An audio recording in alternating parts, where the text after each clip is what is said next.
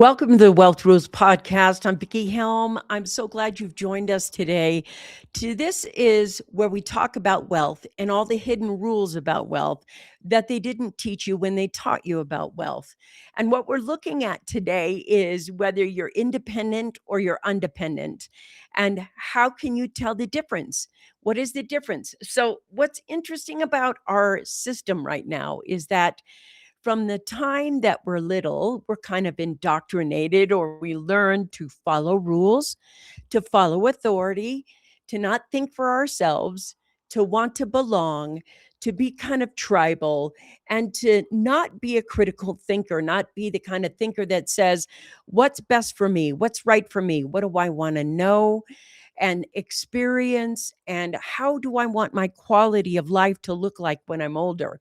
No, we get trained to fit into a system like a box in on a shelf. This is what you do, this is your degree, this is your quality of life. And what is happening right now is that whole mindset that we grew up with is shifting again. So, I want to talk to you and take a look at what women have learned over the years. The first thing that we learned is get a good husband. He'll take care of you. He's going to have a fine job, blah, blah, blah, blah. And then the second thing that we learned is how to be independent. It wasn't that we just were homemakers, it's that we did everything. We were the soccer mom, homemaker, career woman who could have a degree and a partnership, a senior partnership inside a law firm. So I'm going to go with the Claire Huxtable mom. That was the next thing we learned. We learned that we could do it all and give everybody everything and never think about ourselves. And now we're learning, here we are, that we're learning as women, all of a sudden, it's coming to the point where we're learning a different option, which is you don't need to take care of everybody. And sometimes you need to take care of yourself. And we're learning that we can make our own money, have our own things, have our own companies. And these are all awesome things. They're different perspectives that we are growing up in and we're learning different about. And so what's happening? What's happening is we're starting to get a little bit of stewardship versus dependency. But the way that you get stewardship is by becoming undependent, not independent. Independent is the woman who could bring home the bacon, fry it up in the pan, and never let you forget you're a man. Everything was about servitude. And now things are moving to serve yourself. And that is the undependent woman movement. The undependent woman is about stewarding the things that matter to you and not actually being this servitude over the things that don't matter to you. Women are questioning, do I want to work for this company? How am I treated at this company? More than that, so many women are saying, how do I make my own money? How do I start my own company? How can I move ahead without being dependent on systems that don't support me, that weren't made for me? All the systems that you are participating, all the marketing systems, market systems, everything over here was developed for a head of household, man is the head of household era. Everything on this side, this is the man had the, and the independent woman, they're just being sucked over here when it's not really good for them. It's not built for them by the, hi, I'm an independent woman. I'm not a married woman who's dependent on my man. I am an independent woman and I do everything and I have everything. I have my 401k, I have my IRA, I have my insurance, I have my mutual funds, I have rental properties, and most of them are all built on this system. And why that matters is that when you're built on that system, and right now the system is soaring, and yesterday, that system fell 1,000 points, but today that system is up almost 300 points. And so there's this kind of chaotic thing. But over time, they'll tell you, well, over time, your money should be stronger. And the thing is, money is never going to be stronger. When your retirement is there, it doesn't matter if you get 3,300 a month or 10,000 a month. The value of your money is dying every single day, dying every day. And it's if they're going to tell you buy the stock and then when you're retired, you'll get this much per month. It's like this much per month while they're printing money at an unprecedented rate. It doesn't matter how long you save if you're like, hi, my money is worthless over here. I saved 30, 40 years and my money is now worthless up here. That it doesn't make any sense to do that. And so there are ways that you can become undependent, which means stewarding your wealth. And having sovereign wealth is something that I've been talking about to women for decades. And I know they're talking a lot about sovereign wealth funds of the country and how the country is going to start paying you with sovereign wealth funds. But that to me is just another secret disguise for universal basic income. And over here, when we take a look at what is being undependent, what exactly is it? Well, it's something your forefathers did. They didn't have all these market plays. There weren't mutual funds. Back in the day, if you were a market investor, you had to have at least $10,000, which back then was something like 100,000, 200,000. You had to be an advanced investor with a lot of money to get in the market. Now anybody can get in the market. They don't care. And so what you want to do is look at what's best for you. What's the quality of life that you want? Do you want to have control of your money or do you want to have permission to get to your money? Because when you invest over here, you work hard for the money. You make all the money. Then you go put it over here in the market. And now they have permission to use your money. You can't have access to it if you need it. If there's an emergency, it's you're going to pay penalties and fees and taxes and everything else. And it hurts you to access your own money. Where if you bought a piece of gold and you own that piece of gold, and let's say you bought that gold years ago at $600 an ounce, and you need to go ahead and sell it because you have an emergency, but right now the gold is $4,500 an ounce because gold keeps up with inflation. So you flip that piece of gold and you have access to it without having to pay any penalties to access your own money. And so stewarding wealth, and they say, well, part of your wealth plan should be diversified.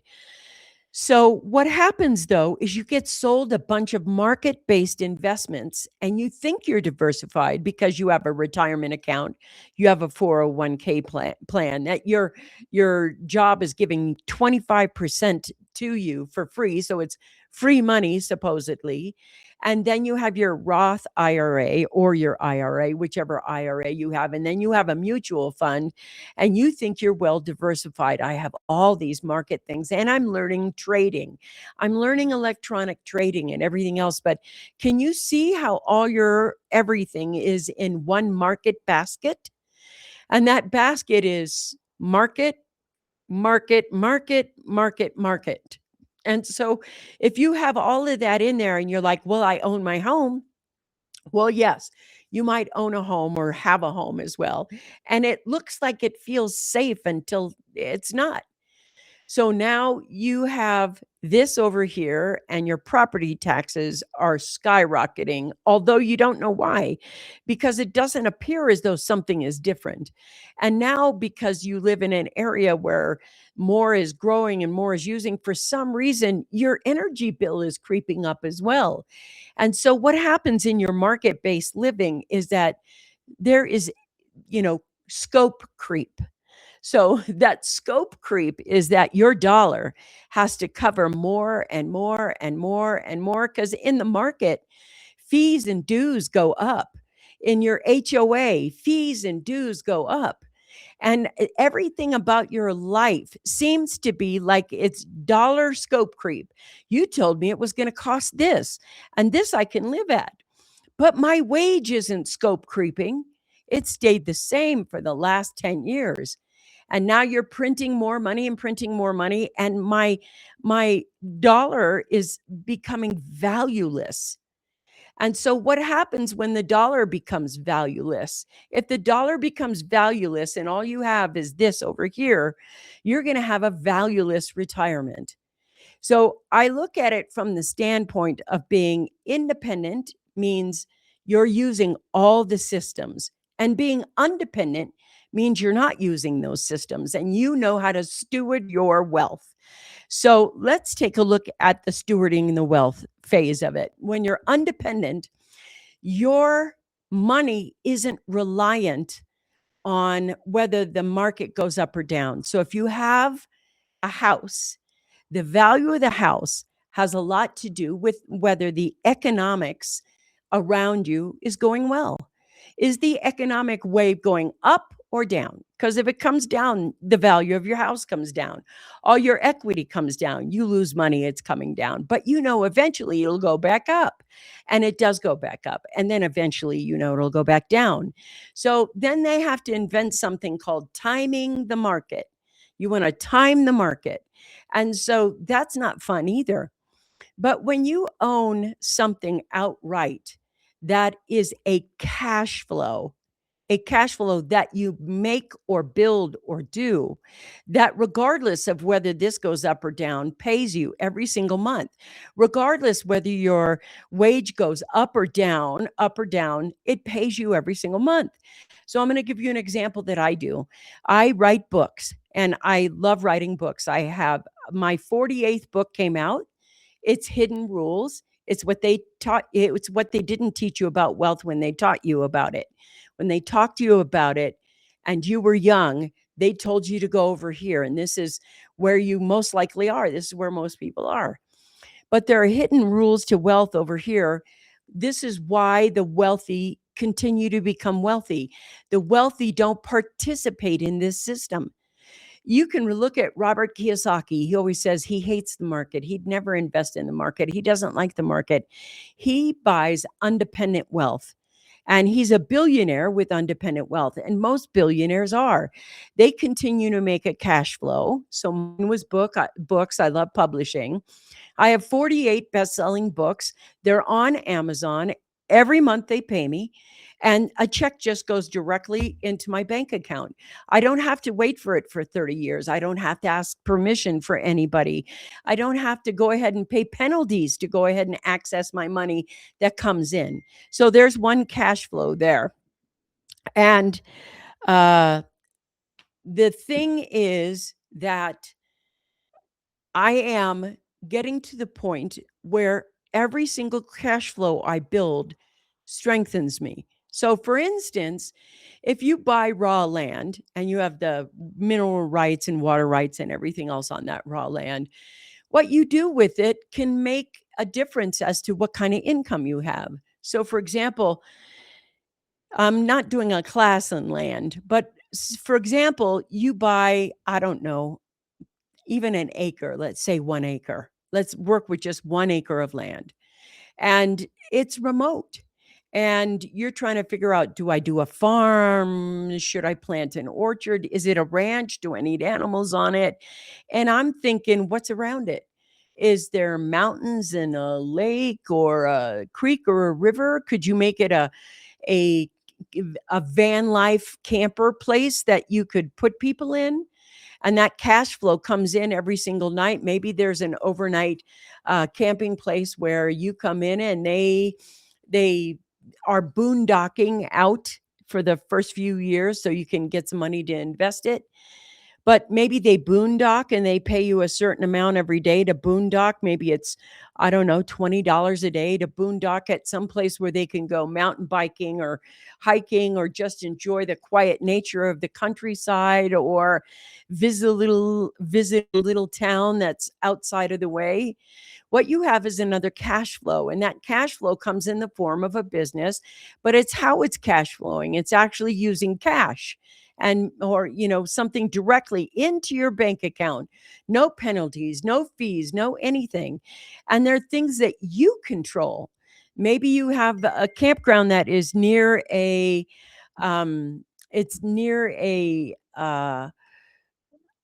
ski resort, and the skiers come in the and they, van life there. There are so many things that you can do. Uh, anyway, there's so many things that you can do that are helpful to making cash be under your control. And that means that you're undependent, and you're undependent in your wealth. You're not dependent on waiting for 10, 15, 20, 30, 50 years to make the cash flow. And what we learn is how to be dependent. We don't learn how to be undependent and steward our wealth. Now, our grandparents, our great grandparents did, because if you know anything about your family, especially on the East Coast, the family always had the business downstairs and the house upstairs. It could be a diner downstairs. It could have been a little grocery store downstairs, and maybe they still do it now. Maybe they still have that cash flow that's coming in. But I will tell you this: the future is going to have a lot of corporate comfort become discomfort as people begin to be replaced by AI.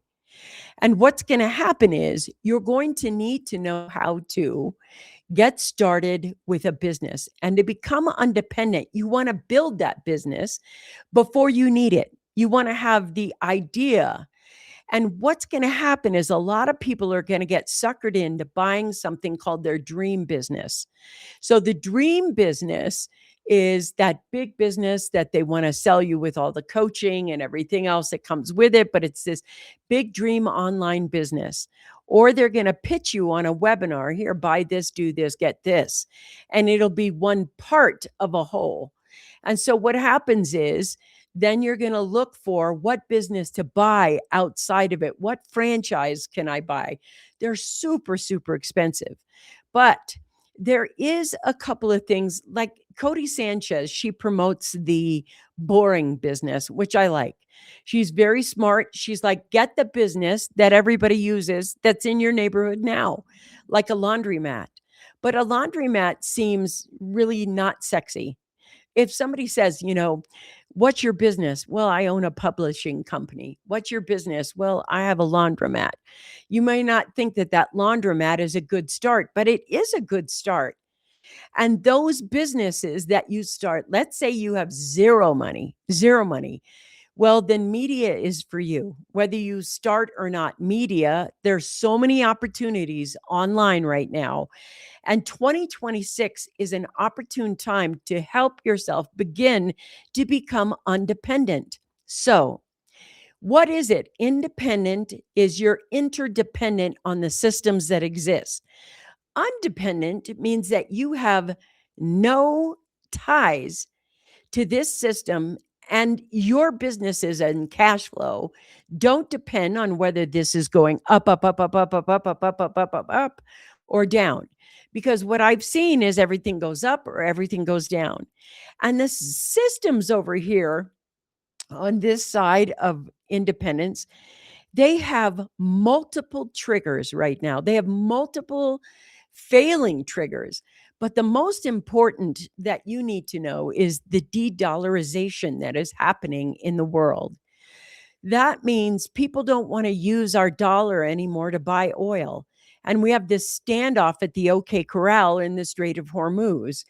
And we're looking at the dollar's dominance slowly seeping down to the bottom of the barrel.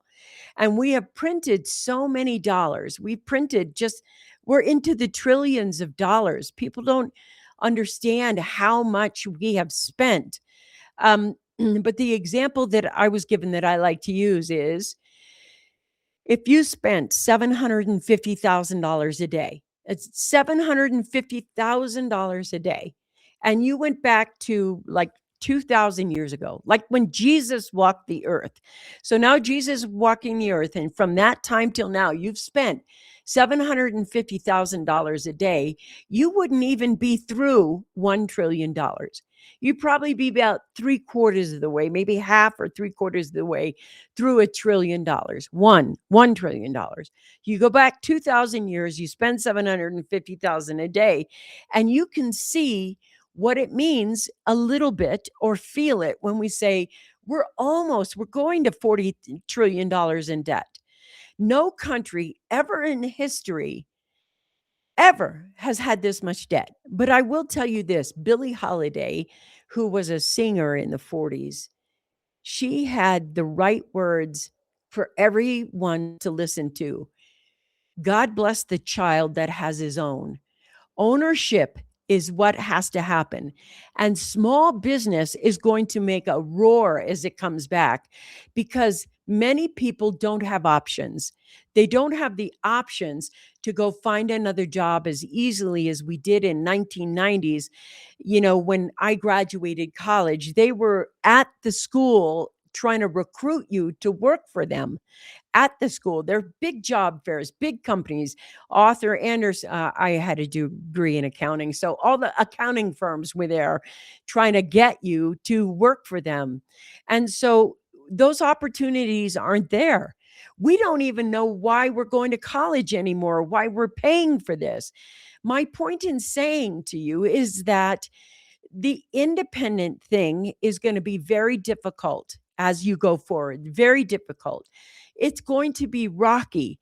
As soon as the de-dollarization begins to get bigger and bigger and bigger, and there are countries who are determined not to use our money anymore. So if they don't use our money anymore, what's the value of your money? What do you own that's valuable? What do you own? You have a claim when you invest over here, a claim. And the way they explained it to me was, well, when you dollar cost average, you spend $150 a month investing in your retirement account and in your mutual fund. And for that month, it's like you bought a key on the keyboard at a company that is there. And that $150 bought something that you own. Well, I was thinking to myself, do I want to own a key on a keyboard because I've invested in this company?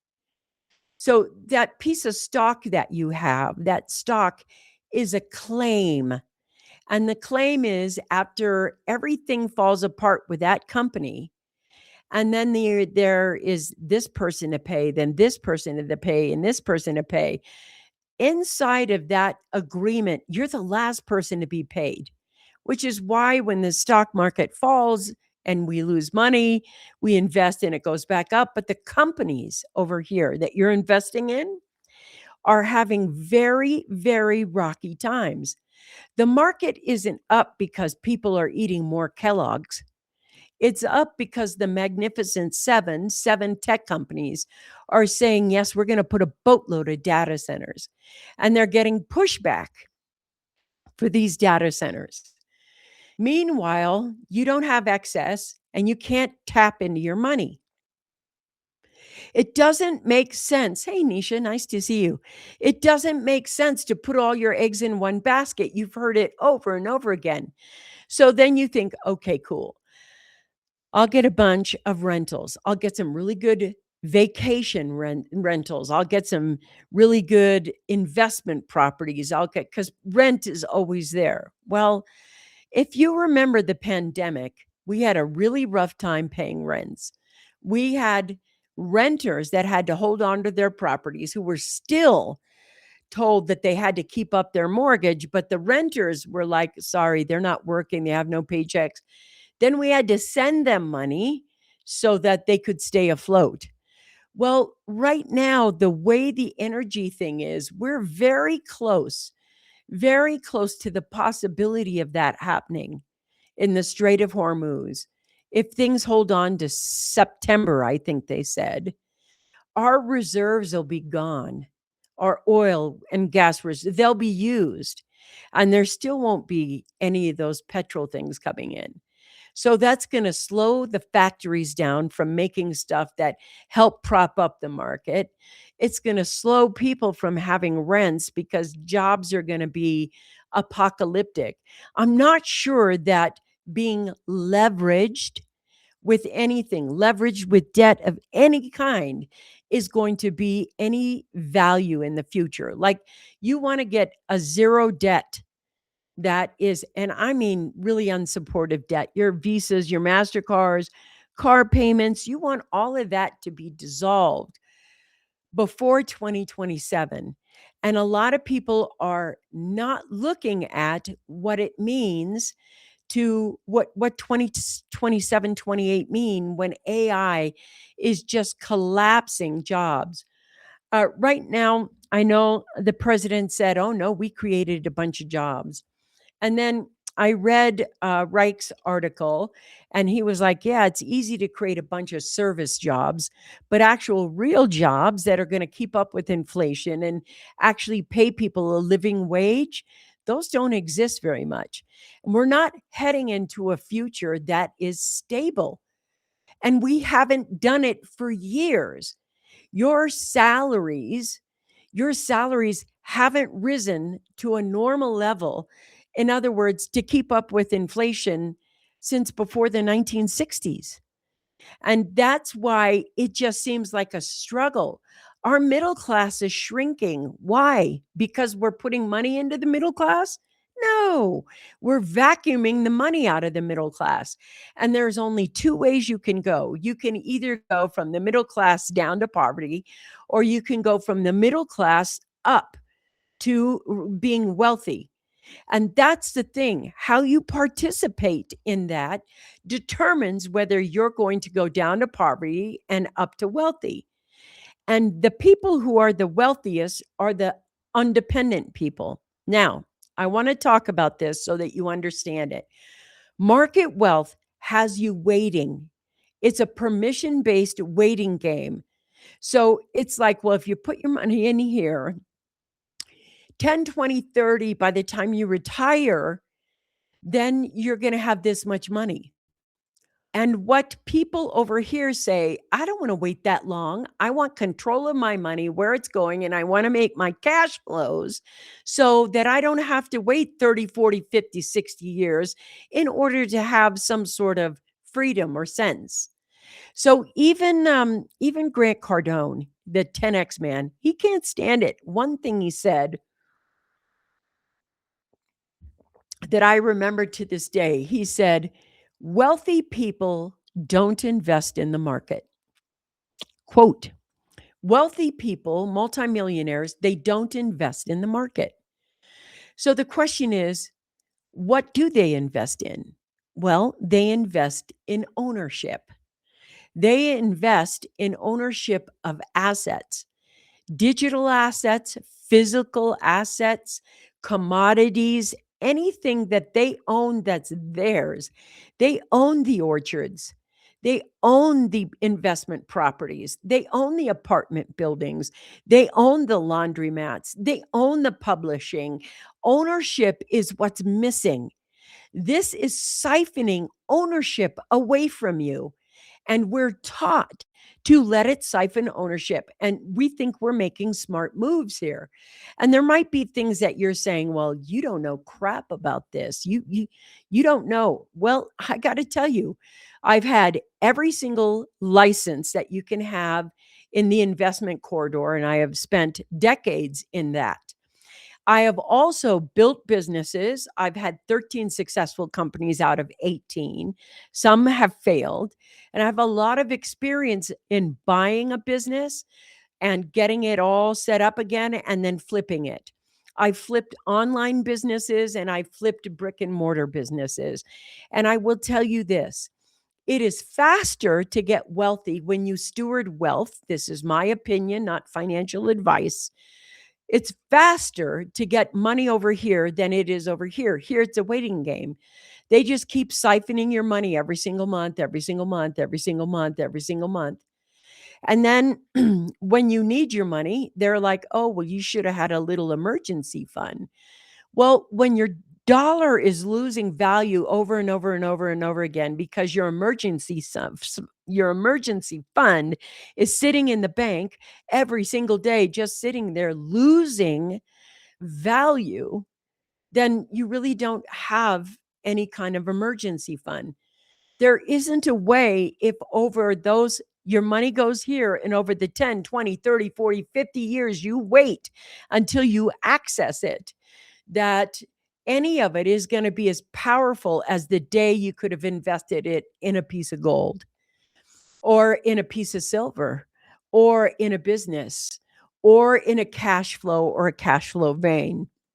So the thing is, when you're getting to the point where you are growing, you have to ask yourself this question: do I want to be independent or undependent? And I don't care what age you are right now, you can become undependent still.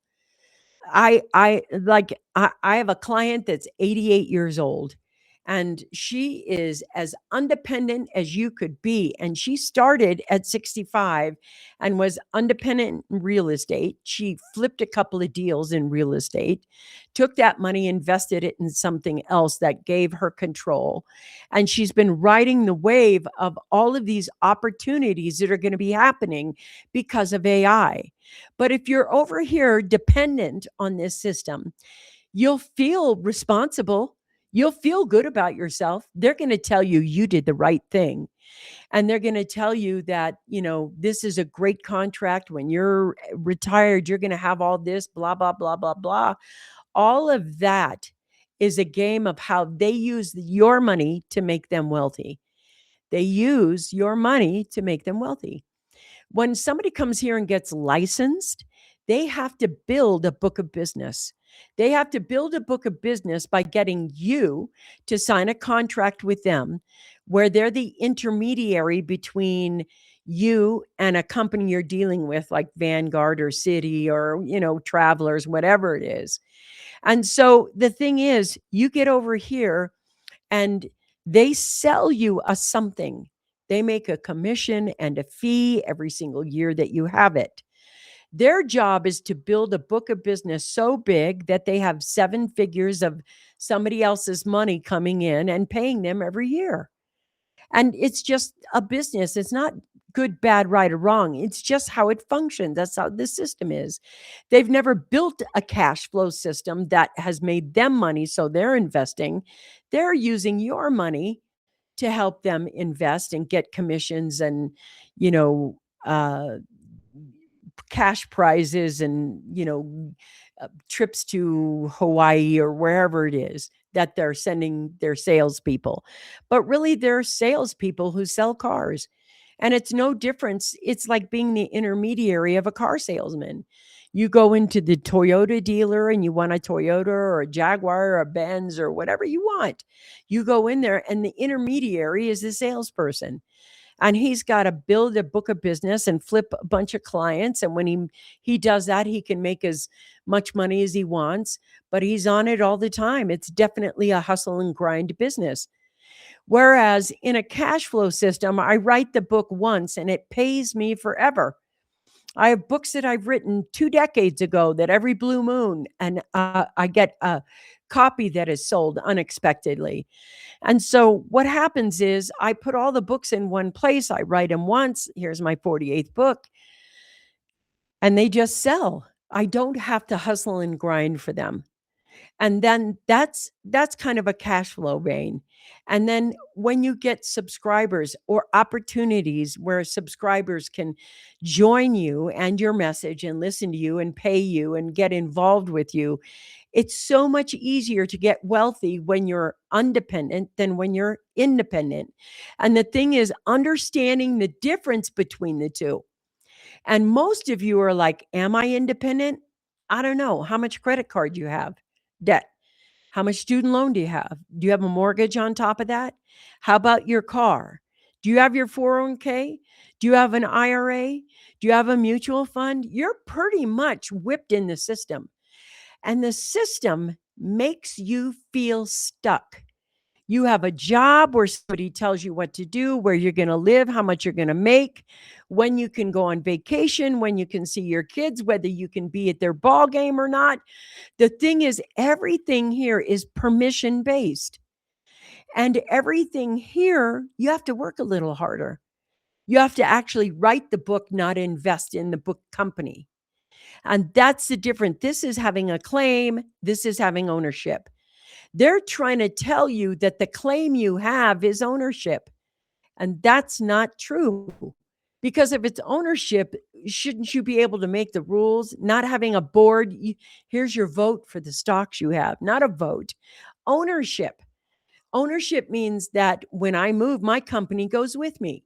When I go on vacation, I control when I go on vacation, when I want to go on vacation, if I want to go out to lunch with my friends, if I want to go see a concert with anybody. And I live a level of freedom that requires that I oversee things. And we call that being a business owner. We call it being we call it stewardship. And this is what wealthy people are willing to do. So in the middle is you, and you have to figure out, do I want to become independent or undependent? What usually happens is the wealthy person becomes undependent first. The not quite so wealthy person becomes independent first, and they get on that system. They're in college, they've got hella student loan debt. Then they get the mortgage, their leverage there. And in college, you get a credit card. That's the first thing they give you. Hi, welcome to college. Here's your first debt. And then suddenly you have a little credit card debt. And then you go to a job where you're just the new person. You're not going to make a big salary, and you're not going to make a big salary ever because salaries are shrinking. So then you're like, oh my gosh, I got to pay my mortgage. I got to get food. I got to do this. I need a side hustle. So what happens is the side hustle is where you're working on the side to make a little extra money so you can make ends meet over here.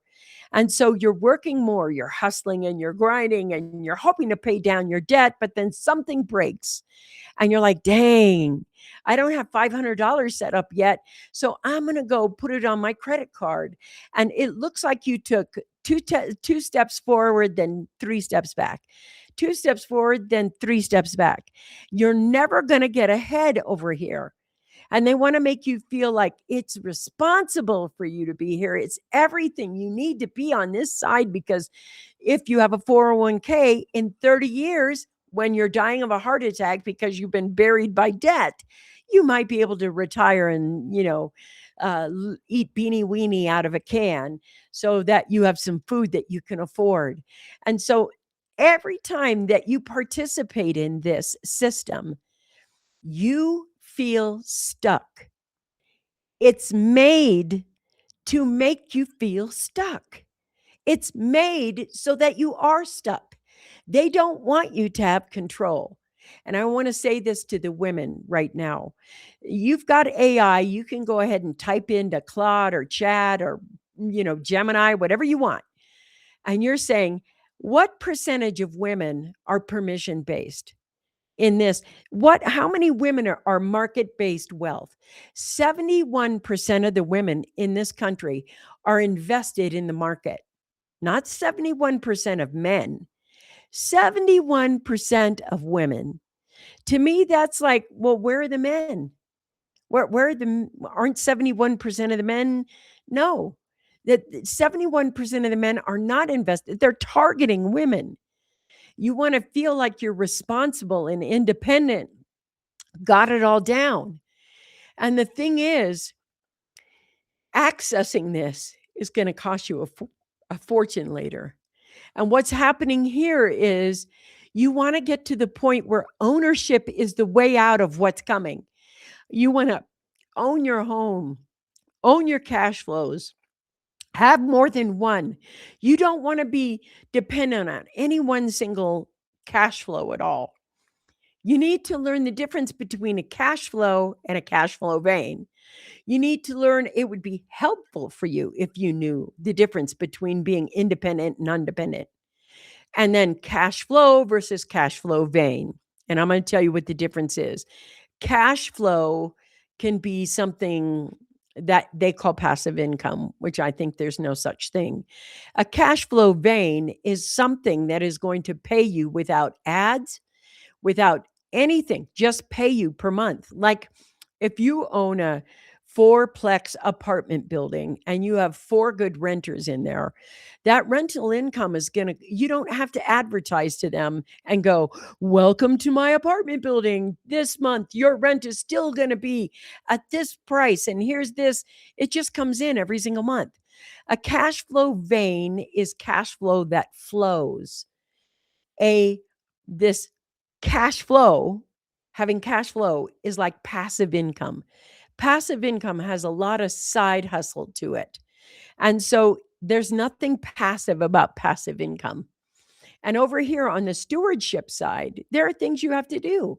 If you own the fourplex, you obviously have to keep the grounds clean and things that are upkept in the apartment and the taxes paid. And, your renters want you to do something in their house because something's broken, or maybe a washer in the laundry area, the washer's in there, something broke. Yeah, you're going to have that. That's the stewardship of it. But the difference between a cash flow and a cash flow vein, if you make a cash flow and you make the cash flow weak, not in the right market, not to the right audience, you're going to be plugged up and stuck. The stuck thing that's there will make you feel more stuck. And you'll be like, well, this didn't work.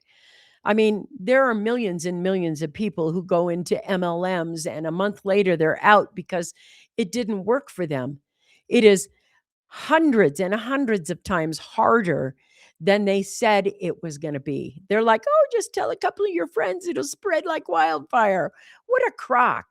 And that's exactly the whole point of this independent system here. It's a crock. You'll own nothing and be happy about it. You feel responsible, but you'll be happy about it. Ownership is happiness with a bit of responsibility, but it's also freedom. It's in your control. There's nobody you have to ask for. There's nothing that you have to go pay penalties for. There is all these systems. And are there some taxes and dues? Well, yeah, it depends on what you do. It depends on what business it is. And there is as much to learn here as there is here. It's the side of the coin that you're going to choose to be on. This seems like set it and forget it wealth. That's what they make you feel like it. Here's your IRA. Don't worry about it. Don't think about it until it's time to retire. Just dollar cost average and keep putting that $150 a month in there, and you can set it and forget it. And so then they teach you that for the passive income models. Well, you tell it and your system grows, and pretty soon you don't have to go out and find people. Your, what do they call it? Downline. Your downline will pay you, blah, blah, blah, blah, blah. And so that's kind of the set it and forget it wealth. We keep looking for the set it and forget it financial systems, and they don't work. If you set it and forget it, you're not in charge of your wealth. You're giving your power to someone else, and you're not going to actually have any kind of anything here. When you get over here, whether you have an online digital business, which I think everybody should have. I think everybody should have that digital assets. In fact, you know that most families have $155,000 in digital assets and they don't know it. And so they wouldn't, if you had an extra $155,000, wouldn't you want to uncover it and know about it? So the thing is, the more you don't pay attention and set it and forget it, the more of your wealth gets siphoned off that you're probably not going to see again. You have investments that are just going to die off and you don't know where they are. Over here, when you start collecting and building and growing, what wealthy people do, they make a decision to become undependent, which means I am not dependent on this system here. The way that you walk from this side of the bridge to this side of the bridge is how you start. And if you're very in debt over here, if you're very in debt, it's going to be a little tougher for you, because you're like, here's my car, here's my student loan, here's my house, here's my utilities and bills, here's my HOA fees, here's my property taxes, here's the interest rate and my car loans and everything else. And they're creeping. The cost of that per month is creeping up while your salary is creeping down. It's like after a while, the struggle becomes so stressful. And the only way that you're going to start is, maybe it looks like this for you. And you're like, okay, I'm going to do the independent thing. Well, the first thing I think you need to build is a lifeboat business. And we can talk about that later. But the lifeboat business is made to stabilize you so that you're at least here, not so that you're underwater, so you're here. And I'm talking to everyone. I want everyone in the middle class to know I have worked with enough wealthy people, multi millionaires, who are paycheck to paycheck to paycheck because they have spent in this system. So I had a client, they were both doctors. One was an eye doctor and one was a ophthalmologist, eye doctor, ophthalmologist. They were both in the eye industry. And they had a business, they had a building, they had everything, they worked together. They were making $500,000 a year. And this was back in the 90s, so it was quite a while ago. They were making $500,000 a year. And they were literally considering, should we file bankruptcy? When you are making $500,000 a year or $1 million a year, there are so many people, they're so in debt. Just because somebody is wealthy doesn't mean they're independent. You can be wealthy and be all stuck over here. Anyway, so what happened was, I get there and I'm thinking I'm going to do some consolidation loan or whatever, but they had maxed out the amount of credit cards that their house was valued at. So you made $500,000. Their house is valued at about 700,000, and their credit card debt, or their debt, was equal. There was no room for the equity there. And when I was looking around at their house, all I saw was these fabulous adventure vacations where they were on the beach in Greece or over here. And I realized that they had put all their vacations on credit cards. And they thought, well, we'll just refinance a house and we'll just, take all that debt and store it. And I'm like, you're making $500,000 a year.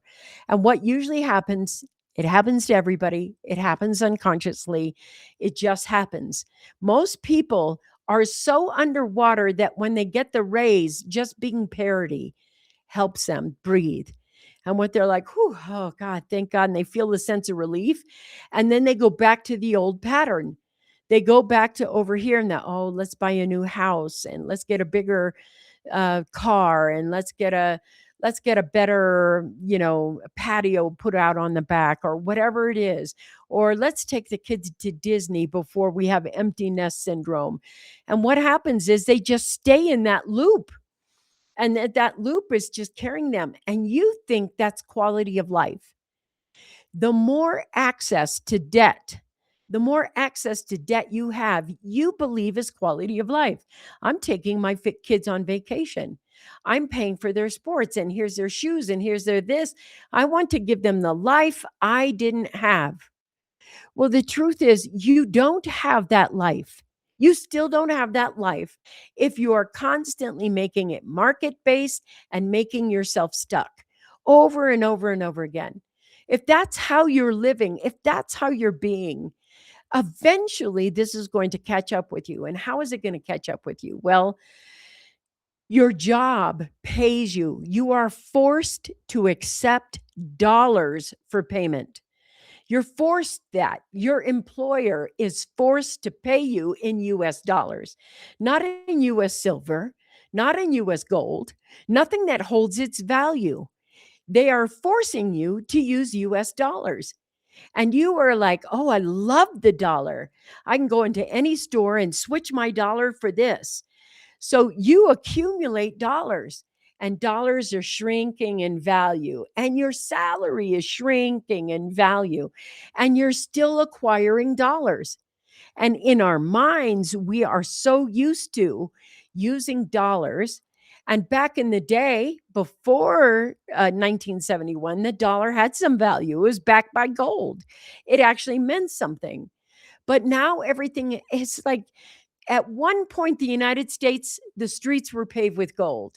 Now it's paved with debt and credit scores. Your debt and your credit score matter than a piece of gold. Now, think about that. Is that really true? Is your credit score so important that it's more important, that dollar and that credit score, than that piece of gold that you have and own?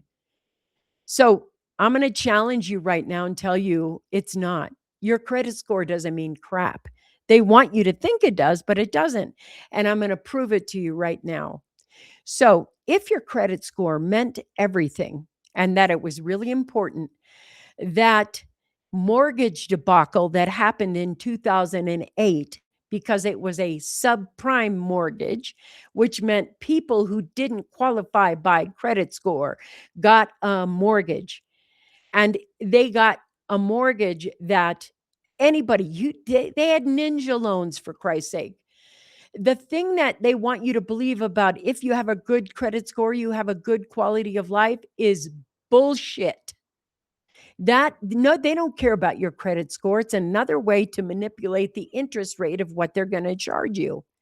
And if you take a look at it over here, they want to give you a loan based on the assets you hold, not the credit score you have. Like if you go get a home equity line of credit and you want to build a business, so you're going to take, I don't know, $100,000 worth of equity out of your home. Do they attach your credit score to the loan, or do they attach your house to the loan?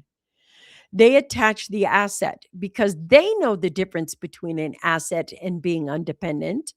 And they've made dependency or independency, because you're interdependent on this system, to work for you. And what happens is the wealthy know what quality of life really means. And over here, we've been taught that this system is for real. And this is quality of life. And I'm okay because I have all my market based wealth over here.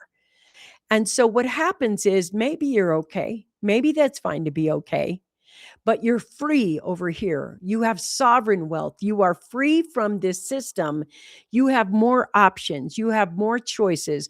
You have more things that you can do. And what we need to do when we're first starting, if you want to get over here and you're just buried in debt, then the first thing you want to do is get a lifeboat business under you, something that can help you um, be reliant on something other than this system. So for me, I would use a digital product. We teach people how to build a lifeboat business in 30 days. And and you want something inexpensive to run. You don't want to go, oh, I joined this mastermind for 10,000 or 15 or 20 or 30 or 50 or $100,000, and in 1 year it's going to teach me how to make myself feel better because my mindset is better, and I'll get something done, but not quite have a business up. You need a business up that is inexpensive to run, that works for you right away. You're not trying to make the 7-figure business. What you're trying to do is make the parity business. Okay, so I'm underwater, and now my lifeboat equals what I make at the house. And it doesn't mean I spend thousands and thousands of hours learning how to set up this and using this AI, that, and blah, blah, blah. The AI and everything should already be in the system. So when you put it up, it just rocks for you. It just goes. And if it doesn't, they're like, okay, now you have to learn Claude. Now you have to learn Perplexity. Now you have to learn Chat. Now you have to learn Gemini. It's too long. You need answers quicker, faster. And what you want to start learning about is, what is sovereign wealth? This is market wealth. What is sovereign wealth? And not a sovereign wealth fund. I'm not talking about a nation. Rich people build sovereign wealth, things that they own, that they control, that are cash flow veins, not cash flows, passive incomes, or opportunities. Not that. You want something that's going to move you over here. Now, are you going to work a little harder? Yes. But what you're going to work harder on is changing your mind. This over here has been so ingrained in us, this market system, that coming over here could feel hard. It could feel long. You could feel not good enough, blah, blah, blah, blah, blah, blah, blah, blah, blah. You need to be in a community that is going to help you move from this mindset to this mindset, because that's all the wealthy people have done. They've said, market, yeah, that doesn't look too smart. I don't want to be there. So I want to talk about Grant Cardone, because I think he was really brilliant. He was over here and he learned one skill set. And the skill set he chose to learn was sales. And he got really, really good at sales. And so his first book was like Learning to Sell Like Your Life Depends on It. It was a long time ago. I can't remember the name, but I think that's the name of it. It's selling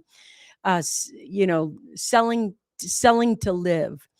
And what happened was he just started a YouTube channel and he taught his selling techniques on the YouTube channel. So he made his first sovereign asset, that YouTube channel. And every week, all the time, he worked it. Here's the next video, the next video, the next video, the next video. And then he wrote his first book.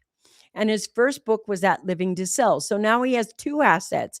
He has the YouTube channel, and now he has an asset where he wrote the book once and it paid him forever. It's still selling. So what happened was he kept teaching selling skills, and he got a big audience, selling skills. And then he went into real estate, but he went into real estate investment. He didn't buy homes and fix and flip and things like that.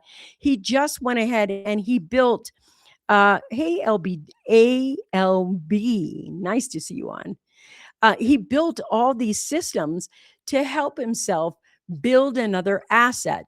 So the reason he went into investment real estate is because he realized that fundamentally he liked cash flow veins. So he started building, acquiring, and getting good at these cash flow veins while also teaching selling. And now he added another thing. He didn't just teach selling, he started teaching real estate investing. And when he did this real estate investing, there was a bunch of people who wanted to learn that. So now he had this program that he had, and he built all his wealth by moving from this system over to this system. Everybody has, and I want you to listen to this. I don't care who you are. I don't care where you are. I don't care what you're doing. Everybody has $1 million idea. Everybody does. No matter where you are, that $1 million idea is stuffed inside you. And the question is, are you willing to move out of this market-based, job-based life, this system over here, to this system of sovereign wealth, independence or undependence, and financial freedom? That's it. The walk is here. This is here. This is here. Once you learn it once, you don't ever have to go back to this system. But this system does not want you to be that free. This system here does not want you to learn the skills that could free yourself.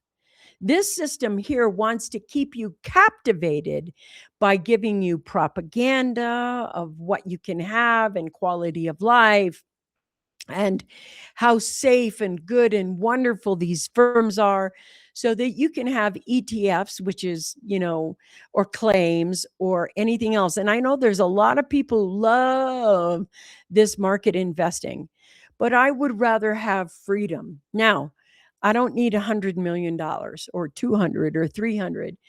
And you can get away with, even if you have no debt, you can have a really high quality of life at 250 to 500,000, depending on your, family size.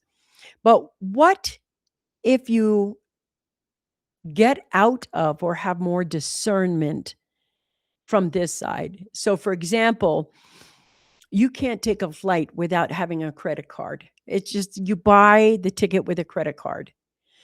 And if the ticket is $1,000, $1,500, $2,000, I don't know how many people are flying or where you're going, etc., You just want to make sure that you're able to pay it off when the bill comes in. So to me, it's like I don't have the idea of driving a Jaguar. I'm not a car chick. I do love some boats and yachts. I'm really big about that. And I love mountain bikes, really nice ones, because, well, I like to mountain bike. But my point in saying this is that you're tied to this system in some things. There are some things you can't do unless you have a credit card. But what you want to be able to do is pay everything off. So I'm more interested in, can I pay cash for that vehicle than I am, ooh, look what vehicle I'm driving. It expresses how rich I am, or how, cool I am, or how, independent I am. Whatever that experience is. Like, I don't need to drive a Rolls Royce. It's not high on my what am I going to do with a Rolls Royce? Drive around town and see me, notice me, notice me, notice me, see me, notice me, or have my ego feel really good about, like, oh my God. So when I get a boat, though, I know what I want to do. I like to fish, and I like deep sea fishing. I don't have to have a 120-meter yacht. Don't need it. I want the experience of going fishing. Here's what I found out one day. One day I went camping, and I was at Coeur d'Alene Lake in Idaho. And I was riding my bike across the United States. I was riding from Washington State to Washington, D.C. in 2024. And this one place that we camped, we had bike tents. So when we got off the bike, you put up your tent and then you put the tent on the bike and you ride to the next place you're going to ride to. Well, this place had a really nice RV park. It was by the lake. It was so gorgeous. And I spent a couple of days there because one of the cool things about Coeur d'Alene Lake is their bike path. It is the rockin' coolest bike path you have ever seen. And so I was sitting there in my tent, and the sun was setting. And we had we had camped where there were RVs over here, and there was a guy with um, probably one of those RVs that are $100,000, are super expensive. They do everything for you, and they look really cool and comfortable. It looked really cool and comfortable. And so we had met some of the guests, and we were just all watching the sunset. And it occurred to me, it did not change the experience of watching that sunset because I was in a tent or because he was in $100,000 vehicle. None of the experience changed. We both looked at the sunset in awe. We were like, oh gosh, wow, that is so beautiful. And everybody's out there with their cameras taking pictures and doing this thing over here. And we're all talking about how beautiful it is. But it didn't make the experience any richer or less richer because I was sleeping in a tent and he was sleeping in the RV. It made it more comfortable, perhaps. I was comfortable in my tent, but I imagine I might have been more comfortable in that RV. It made it more comfortable, but the experience didn't change. So if I went fishing and I hooked into a good mai and I was reeling that dolphin in, whether I was on a kayak or a 120-meter yacht doesn't take away from the experience. We try to make the thing that we're buying the experience. And that's where we confuse our wealth. We think that the experience of life is going to get better if we're walking in our really cool red bottom shoes, or if we're walking in our Nikes or Air Jordans or whatever you want to call the latest shoe, whatever it is. We think that the brand, somehow of buying that brand, is going to make the experience we're experiencing richer. But all it does is really stroke the ego. That's the only thing that's happening. Now, if you're doing something dangerous, the piece of equipment you buy, I think, is important. Like if you're on a mountain bike, you don't want the brakes to give out on you when you're at a really difficult downhill part of the run. You want to make sure the equipment you have actually matches what you're doing so that you have safety in your experience. So if you're a hang glider, you know the best. You know the best hang gliding stuff. If you're on a boat, you know that if you're going to make it across the ocean, you want to have a Yanmar motor, or at least I do. I like Yanmar. So the thing is, that's when safety comes into place. But when you start saying the clothes make the experience, you're not paying attention to the experience. You're paying attention to the clothes and what people think. And that's where we lose ourselves into this system. On this side, there are many people, including the richest man, billionaires, and I'm going to take it to Warren Buffett, who still his wife would put every single morning, she would put money in his ashtray for his McDonald's. And it was the exact change every day, whether he wanted a sausage McMuffin with egg, a bacon, egg, and cheese, and a cup of coffee. He got the same thing every day. Still lives in this $750,000 home he bought because he's comfortable in it. But he's also comfortable in who he is because he's not trying to show off, trying to show up. He wants his shareholders to become wealthy. So he picks the best companies. And what he's not doing is showing off all the time. Look at my rolls, look at my this, look at my that. See my clothes. See, and that's where we get trapped over here. We think this is quality of life, but freedom is quality of life. Now, if you're a gajillionaire, like a billionaires, a lot of them build boats so that they create jobs for other people.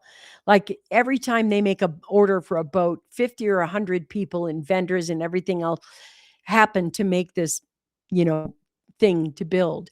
If you're a billionaire and you're building a house and you get a contractor, you're just providing jobs. And I know a lot of you may not know that, but let's cross that bridge when you get there.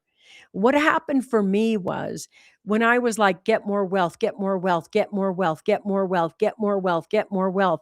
I realized that the game of get more wealth, when is enough? What do you want to experience before you die? Is it really to lay on the bed and go, oh my God, I made the most money? Or is it, oh my God, I really want to have enriching experiences? Now, if you want to have enriching experiences through your life, which I do, I like having them. Some of them don't have to be all about what other people tell you enriching lives are. So there's a couple that lives on cruise ships and has for 3 years now. They own two suitcases and they own the two suitcases that are the stuff they bring onto the cruise. Now they live full time for 3 years on cruise ships. So there's no laundry, there's no cooking, there's no cleanup. There is a quality of life that they're experiencing traveling all over the world. They've been to several countries and they live more than 1 week on a boat. And there's some downsides, they say, because you can get sick really easy on a cruise ship, but that's what they wanted. It's the experience you want. Now, if you really want to experience owning a 120-meter yacht, and that's really what you want to experience, maybe you should crew on a yacht that is 120 meters. But there are a lot of people that love their floating home and it costs them maybe, $500,000 to buy the yacht. And they have put, $100,000 worth of upgrades. They've traveled around the world and they live on the boat experiencing that life. And to me, on this side, when you have cash flow veins, can create the life you want to experience. So me and my spouse, we decided we wanted to ride our bikes across the United States. And we didn't know this, but there are bike trails that go from Washington State to Washington, D.C. And there are camping things and there are experiences all along the way. And you ride into towns, there's restaurants and campgrounds and all the experience of meeting everybody along the way. But if you really want to see America in all of its glory and beauty, when you ride your bike, maybe you go 30 miles, 40 miles, 50 miles that one day and you're at the next place. You meet new people, have new experiences, then you ride a little further. And then suddenly, what's happening for you is that you are experiencing life, not trying to keep up with the Joneses. And you have to ask yourself, what is the quality of life? What do you want to experience before you die? So for me, I wanted to experience being, and I want to do what is called the Great Loop. And this is what I'm working on right now. America's Great Loop, you can type it in and it goes all the way around and comes out right over here. And I want to experience van life. I'm working right now to do van life because I rode my bike across the country. Now I want to get in a van, take my dog and my spouse and my bikes and go places and see all the state parks and everything else. And I can work inside my van. Now, the question is, how much freaking money do you need for that? You want to know that your experience is freer over here because my books are paying me per month, etc. And I can write another book to an audience on my way to do whatever I want to do. So, what I want to do is have freedom and control. I don't want to be in the independent system. I want to live in the undependent system. And I'm thinking you probably do as well. But nobody told you about this system. This is what the wealthy have been holding. And when you read the Hidden Figures book, then you'll find out. We talk about the hidden figures every week here, but the process of understanding the hidden figures is so that you can move from this side to this side, from independent to undependent. You can learn that freedom is fabulous. And, oh, thank you. Freedom is fabulous. Freedom is the thing that we want, that we yearn for. But if you get over here and you lose everything and they start introducing universal basic income, or here's some of this, it's going to be controllable money because the money over here is dying. You don't have time to think about when the dollar is going to drop because you're too needy on the dollar. You're so needy that the dollar is there because you are forced to live with the dollar. The rules are that if I open a business, I have to pay you in US dollars, not anything else. Maybe, I have to pay you using money and you want money. Every paycheck, if I came back and I gave you something else other than US dollars, you'd be like, I can't spend this. I can't do that. I can't buy this with this. You can't pay me in that. Even if it's more valuable, even if it is real money, you will. I want to give you a real life example. I had a friend who is very much a libertarian and he's a really cool guy. And he made his own money, which you're not supposed to do in the United States. So what he did was he went to a restaurant one night and the bill came to the table. And here's your ability to pay. You can use dollars or credit card. But he came with a stack of real silver that actually matched the amount of money that was at the table. And he said, can I pay you in this? Can I pay you in this? And she was like, the waiter was like, I don't know. And he was like trying to tell her that this was real money and it was his money. He made the money. It was his money, but they wouldn't take it. Our systems are not made to take anything but US dollars or credit cards. So debit cards or credit cards, because they're actually trying to get you to stop using the dollar. And you actually want to have some dollars on hand. But my point in saying this is you don't realize that you're forced into the market. You're forced into the system. You're forced to use the money they want. And there are other ways to do things. So in that, what are they buying? So I want to tell you, the US government isn't buying dollars. They're buying gold. And in China, they're not buying the Chinese one. They want gold. And what are they buying in Europe? Gold. What are they buying in Japan? Gold. They don't want our fiat currency. The governments that are printing and making their money don't want to buy the money they're printing and making. That's like, hi, I have this really cool product, but I don't want to use it. That should be a big eye opener for you. So, are you independent or undependent? Do you know what being undependent is about? Hopefully, because of this conversation, you're learning a little bit about, oh, this is independence. It's a big topic. I can't like take the next 2 hours and go, here it is. And suddenly you know everything. But you can spend one freaking dollar and go to the Hidden Rules podcast, the Hidden Rules book on Amazon, get it and read it and find out what the hidden rules that they wouldn't tell you about, what they are and what they do. And you can go and subscribe right now. If you haven't subscribed to this podcast, you're subscribed to Wealth Rules, do it right now. Do it here. If you're a woman and you want to know how to get over there, there's the Undependent Woman. Just type my name, Vickie Helm, into Substack, and both Wealth Rules and Undependent Woman will come up. Go ahead and subscribe to those. The point is learning how to cross over from here to here before you're forced to do so.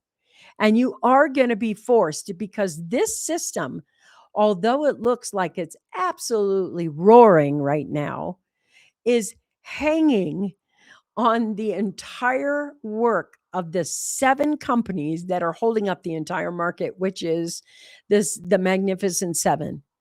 So, what happens when you take wealth into your own hands and you become wealthy? Well, I'll tell you, you end up developing a type of discernment that you'll not ever have. If you read the Hidden Rules, you'll know more about what the wealthy do than 95% of the people on the planet. If you join the Undependent Woman, you'll know more about wealth than 95% of the other people on the planet. And what we're trying to do is warn people. Thank you for putting the book link. Thank you. The Undependent School, the book link is there. So you can go ahead and get the book, The Hidden Rules, and get it. I think it's like a whopping dollar. So if you think what I've said today is worth $1 and you'd like to learn more about what actually is undependent wealth versus independent wealth, it's undependent on the system. Now, when you're over here and you're actually more than parity, you're going up here. If you want to continue investing in the market, fine, but invest what you can afford to lose. It's just like Vegas. It is a big ass casino. You don't want to be in the big ass casino. You want control of your wealth. And that's really the thing. And so, are both book links here? Is one of them from the Hidden Rules book? Can we get the Amazon link for that in there too, Monique, while you're listening to me here? So what happens is you're making the journey as fast as you can from this side to this side. Ownership is the only way out of what's coming. You want to own a house, not in an HOA, just own a house. And you want to get rid of your debt, as much debt as you can, go to zero debt.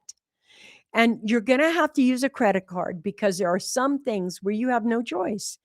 You're either going to use your debit card or your credit card. I use my debit card constantly. I use very sparingly. If I have to go get a flight, and that's the only thing, if I can buy the flight with the debit card, I do. I don't participate in this side as much as possible. And because of that, I have a lot of stability. I have peace of mind.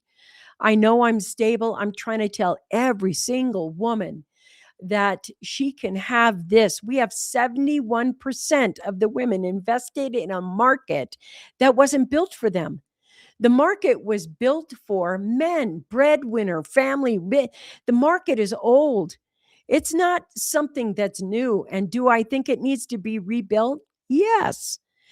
but it's not being rebuilt right now. It's being added to. And what do I mean? There's a lot of AI agents that are there, and the AI agents are going to be running that market for you. This is not control. If an AI agent is running the market for you, you'll probably have better returns for a while. But the truth is, the companies in the markets are not doing as well as you think they are. Even the Magnificent Seven are having a bit of trouble right now. And I would suggest that caution would be my principle of using. I am not giving financial advice. I'm telling you what I would do or what happens for me. So the transition for me was when my mentor said to me, "What do you want to experience before you die?" Which nobody had given me that question. Right now, you're experiencing what it feels like to be a laborer in a dependent market where you feel stuck and trapped, and people are telling you what to do, where to go, and how you're going to live based on what they're paying you. And they're forced to pay you in something that declines in value, not grows in value. Think about that. You're getting paid in something that's declining in value, not growing in value. And you wonder why you're struggling. You wonder why you feel stuck. Well, of course you do.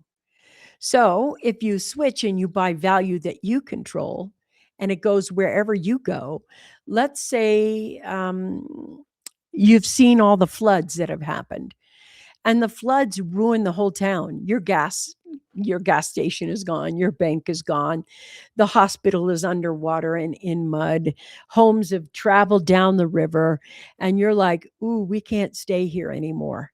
Well, if you have a job, you're stuck. And now you're stuck wherever Stuckville is. Or your family is going to be stuck taking care of you and your family now because you don't have anywhere to go. Over here, if the flood happens, yes, you have loss, but you don't have loss of freedom and loss of money. You have a digital income that comes in online. You say, we can't live here anymore. Let's figure out where we want to go.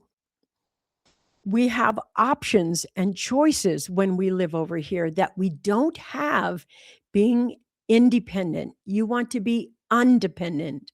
And today I want to share with you the fundamentals of being that undependent. As women, we are moving through three stories. And I said this in the beginning of the call, and I want to end with this so you understand. Women have learned, one, that you're going to grow up, get married, find a good man. He's going to take care of you, and everything is going to be beautiful and great. So, for many of you, that didn't work out so well. Some of you, maybe you're having the great time of your life. Then we learned how to be independent, which means for a woman, we learned how to do it all, be it all, have it all. And we're just holding all these plates up in the air. We're running the family, we have a job, we have kids, we have chores, we have shopping, we have all these things that we are going to have and do. We have all these things that we do. And we are independent because we can hold it all up. Hold it all up. That's the independent thing. I remember the commercial. I can bring home the bacon, fry it up in a pan. I can, throw dinner together and never let you forget that you're a man. And that's like, hi, I'm Wonder Woman. Well, we went from he'll take care of you to I'm Wonder Woman, I'm independent. And now we are creating sovereign wealth and freedom. Sovereign wealth and freedom means that there's discernment about what you do. Maybe you shouldn't volunteer for everything. What is the list of what's important to you? And now we're even dipping into the last piece over here, which is what do you want to experience before you die? And if it's like, oh my gosh, I have to see the Eiffel Tower before I die, I have to see it. Or if you say, for me, I wanted to live way up in the mountains, and I do, on a property that I own where I could just go outside and go hiking up to the in the forest, or I can go mountain bike anywhere I want. But then what I wanted to experience, this is really key for me, is spontaneity. I wanted the freedom when somebody said, "Hey, we're going out to lunch today. Do you want to go with us?" Oh, hell yes, I do. I wanted to be able to have the freedom to say, "Oh my God, I don't feel like working in this second. I just need some downtime to go over and get my swimsuit on and go to one of those hot pools that are around where I live that are, hot springs, and soak in that water for 2 hours, not worrying about when I'm gonna go back and finish the work I need to do today." I wanted to be able to work from home, work in a van, work in a different country. I didn't want to be nomadic. I wanted to have options, because nomadic, I didn't want to round, "Oh, I'm in Portugal now, I'm over in Thailand." I don't want to deal with time zones and changes like that. I wanted to have just control of my day, what I wanted to do in the moment. What I found out was when I live like that, when I live in that spontaneity, my happiness and joy skyrockets. I owe nothing to no one. And because I own everything, I owe nothing to no one. I sleep better at night. I'm not stressed out. I'm not like, "Oh my gosh, I'm, 45 or 50 years old, still trying to pay off my student loans." I don't have that. And I don't need $10 million a year. I wanna run a good company, and I certainly wanna grow and have things, but I've made it so that the cost of my life isn't choking me. And that's the thing that everybody bears over here. When you're in this market, the cost of your life is choking you. The fees, the dues, the taxes, the licensing, everything. You have no choice when the costs go up. You can't go, when do you go, "My property taxes went up." And they go, "Oh, I'm sorry, let me knock them back down." I mean, come on, that doesn't happen. The cost of your groceries, the cost of this, the cost of that. Options and choices, you're told to be interdependent, independent on this. And when you're undependent, you have choices and discernments based on what you have. I don't buy businesses that tie me down. Now, the last one I had was in, I want to say 2016. I had an ice cream store with a bunch of partners. And I want to tell you why this mattered to me. All my partners, they were three married couples. And we bought this ice cream store. We built it actually. We bought a building, turned it into an ice cream store. But nobody needed the profits from the ice cream store. Everybody had their own businesses that were paying them already. So when the profits came in from the ice cream store, we would put them back out into our community. 100% of the profits, not some. We supported soccer teams for it. We built a kids theme. We put in new sidewalks and play areas for the children. We paid for the entire 4th of July celebration in our town where we are. And that changed me. I really could see what the money from a business could do when you weren't dependent on the profits, when you weren't trying to get shareholders more money, more money, more money, so they didn't leave and stop investing in you. What happened was I got a look at the power of a business that could turn things around and make us more independent. And that somehow changed the way I think forever. And I think I never want to be dependent on someone else's system to grow my wealth. I want to be able to take the time and go over here and say, "This is the money I need to make. This is the money I want to give away. This is the money I'm going to give back." And my tithing has become very, very strict. At the beginning of the year, I know who I'm tithing already. At the top of the year, my spouse and I have picked all of the people that are gonna get paid. We don't pay another thing unless we know that the divine is saying, "Give them money." And what I do right now is I teach people to fish. I don't give them a fish. I teach people how to go from here to here and have their own wealth, their own income, their own everything. That's what I do. And if you want to learn more of that, then all you have to do is subscribe, buy the Hidden Rules book. I'm probably going to write another book coming out of, the work that we do here. You have access and knowledge now that most people don't have. They don't understand what is the difference between being independent and undependent and what is the value of it. This over here, this is where they tell you you're going to own nothing, but you're going to be happy about it. You're going to feel responsible. You're going to feel proud of yourself. You're going to look good. You're going to absolutely do whatever we say. You're a free thinker over here.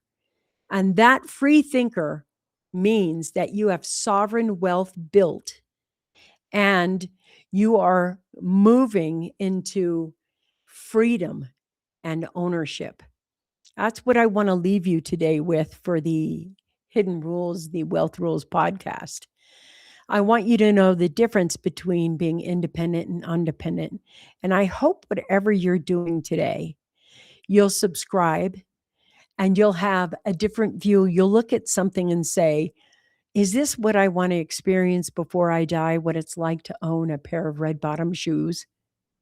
Is this what I want to experience in my life? Helping somebody have a animal sanctuary and donating to them. What do you want to experience before you die? What do you want to do? Who do you want to be? What do you want to be like before you die? And sit with that question for a while, because the answers to what you want are actually over here. I want to experience this. I want to do this. I want to do that. And here's the thing I want you to remember most. Today, I talked to you about my trip to Coeur d'Alene on my bicycle because we were riding our bikes across the United States. And we got, really good bicycles. We didn't ride across the United States on crappy bikes because crappy bikes wouldn't have made it. But I had a good tent and I had a good bike. And when I got to Coeur d'Alene Lake, we set up our tent on the grass, and there were all these RVers who had really expensive RVs. And we met them and we were talking to them and we watched the sunset. And I realized the experience of watching that sunset did not change simply because I was on a bike and they were in a $100,000 RV. The comfort may have been different, but the experience was the same. So the thing is, what do you want to experience?